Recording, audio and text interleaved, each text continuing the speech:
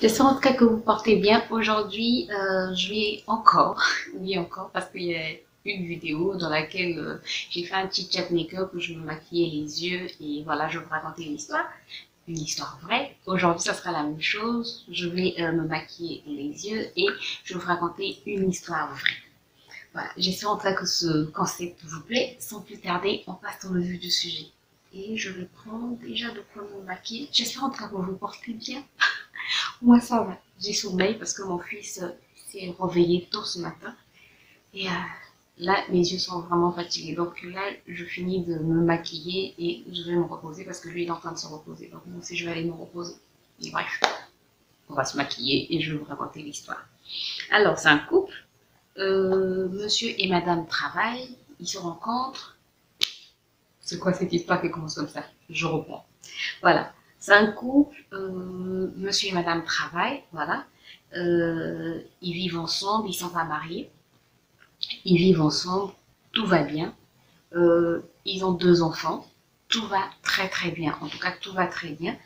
Quelques années plus tard, je pense 5 ans plus tard, 4 ans ou 5 ans plus tard, le travail, la femme plutôt arrête de travailler et le travail du mari devient un peu bizarre. C'est-à-dire, ce mois-ci on le paye, le mois suivant il n'a pas de salaire et voilà, c'est comme ça. Pendant une année, ça se passe comme ça et la femme se débrouille de son côté. Donc parfois c'est la femme qui aide à, voilà, à payer la maison parce ils louent une maison, donc c'est la femme qui paye et voilà, ça continue comme ça. Et une année après, ben là c'est vraiment 3 mois sans salaire du côté du mari, 3 mois sans salaire, 4 mois sans salaire et ça devient très très compliqué. 5 mois sans salaire, 6 mois sans salaire et quand on lui donne quelque chose, quand son patron lui donne quelque chose, c'est même pas un salaire, c'est même pas la totalité de son salaire, c'est juste un petit quelque chose, donc parfois un petit 30 000, un petit 50 000 par-ci par-là, mais rien de conséquent, rien pour que la famille puisse vivre. Il faut savoir que les enfants sont dans des écoles privées, donc c'est compliqué, ils louent une maison, c'est compliqué, ils n'arrivent plus aussi à payer la maison, c'est vraiment, vraiment compliqué.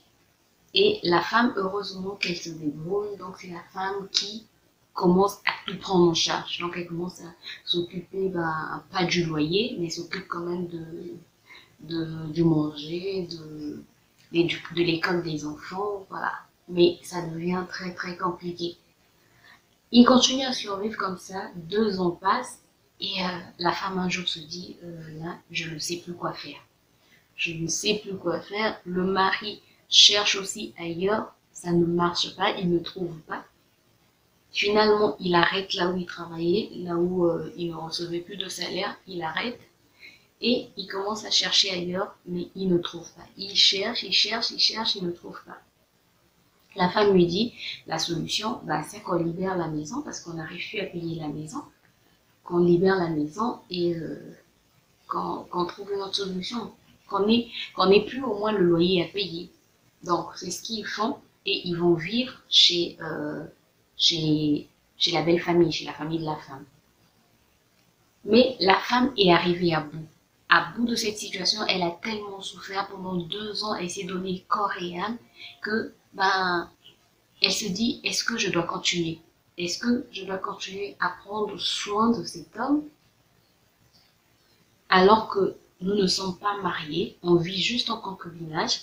Est-ce que je dois continuer à prendre soin de lui, de m'occuper des enfants, de m'occuper de lui? Je suis en train de m'oublier dans cette affaire, je suis jeune, je n'ai pas encore fait grand-chose de ma vie, je suis en train de m'oublier.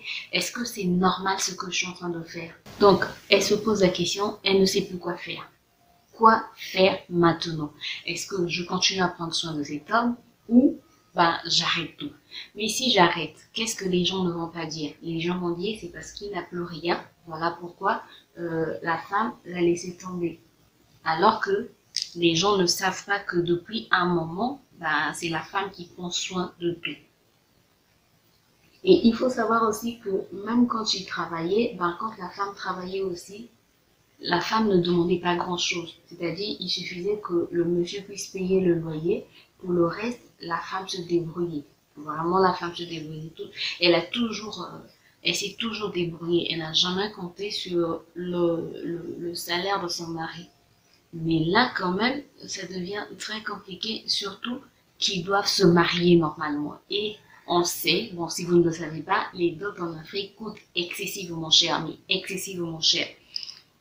Du coup, elle se demande, est-ce que je continue avec cet homme ou je laisse tomber?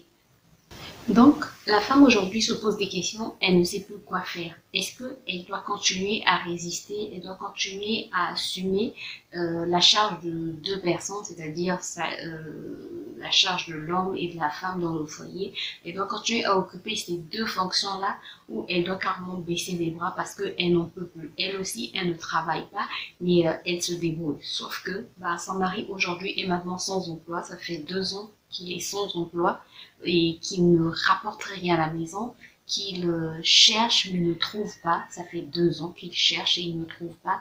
Et la femme est fatiguée. Elle ne sait plus quoi faire, mais elle a peur.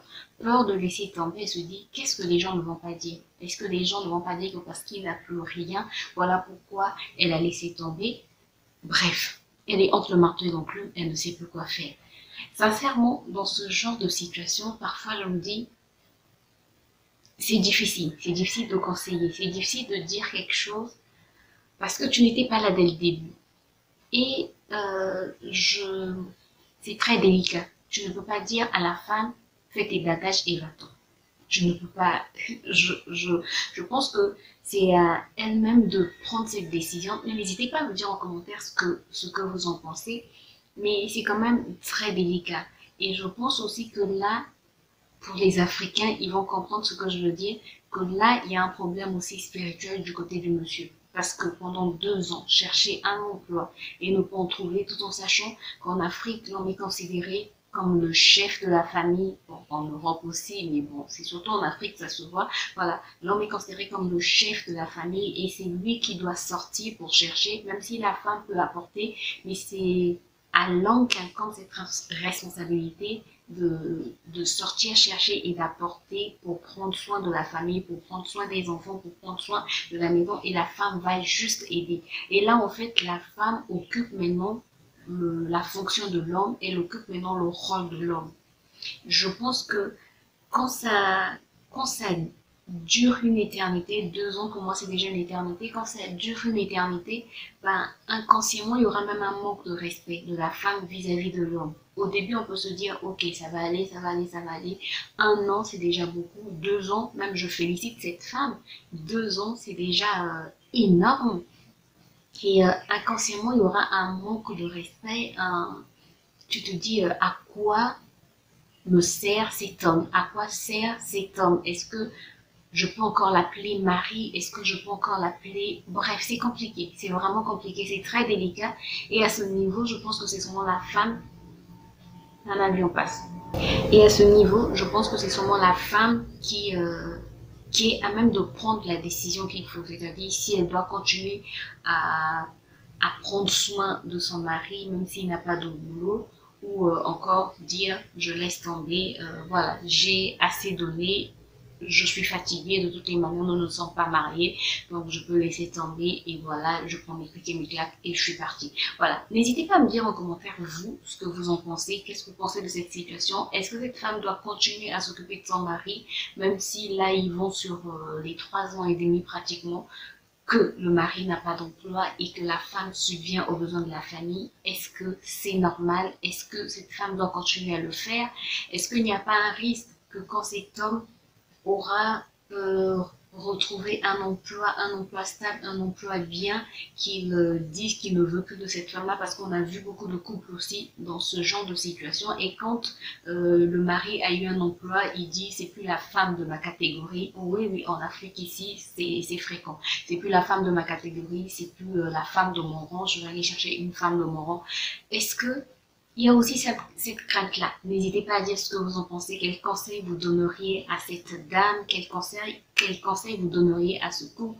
Voilà, n'hésitez pas à dire en commentaire ce que vous en pensez. J'espère en tout cas que la vidéo a aidé au moins une personne. Si c'est le cas, n'hésitez pas à me laisser un pouce en l'air, à vous abonner et à cliquer sur la cloche pour être informé toutes les fois que je poste une nouvelle vidéo. Je vous retrouve très bientôt pour une nouvelle vidéo. D'ici là, portez-vous bien. Bye bye.